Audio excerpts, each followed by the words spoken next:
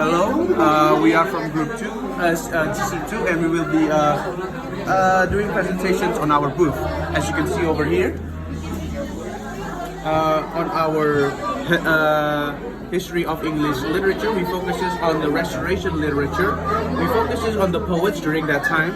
As we all know, Restoration literature alienated past artistic and anthropocentric characteristic of Renaissance. So it kind of abandoned the inspiration of Romans and leaned more towards the Greek styles of writing, such as epic, lyric poetry, and drama. And here are some of the most common figures. The first one is John Dryden.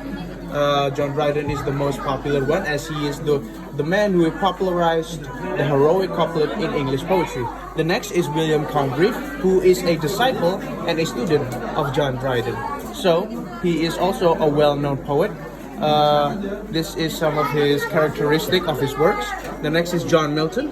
John Milton is the man who made Paradise Lost, one of the most beloved and recognized poem in the whole world. The next is Thomas Otway. He usually composes sentimental drama, and one of his most famous work is Venice Preserved. And last but not least is Aphra Behn. There's not much that we know about her, but her most famous work was called The Forced Marriage. Next up, for the history of English language, we focus on the printing press, and here you can see some of the decorations. We made a replica of the printing press, and this is what the printing press looked like back in the day. And yeah, and this is some of the figures that have heavily influenced the printing press. And this is the history. The printing press was made in the 1440 by a German goldsmith by the name of Johannes Gutenberg. It impacted religion quite heavily, as it played a role in the 95 Thesis book by Martin Luther, which exposes the heavy corruptions within the Catholic Institute back in the day. But it also impacted the English language as well, as a man by the name of Caxton used the printing press by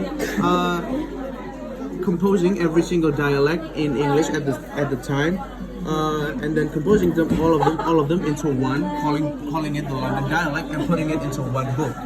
Now, Martin Luther book also have a role in the printing press, because the printing press massively produced his books into millions, which made it even more famous. In 1452, a lot of people said that the 15th century was part of the Gutenberg Revolution, as the printing press heavily influenced the century. And that is for our booth. We hope you enjoy. Thank you so much.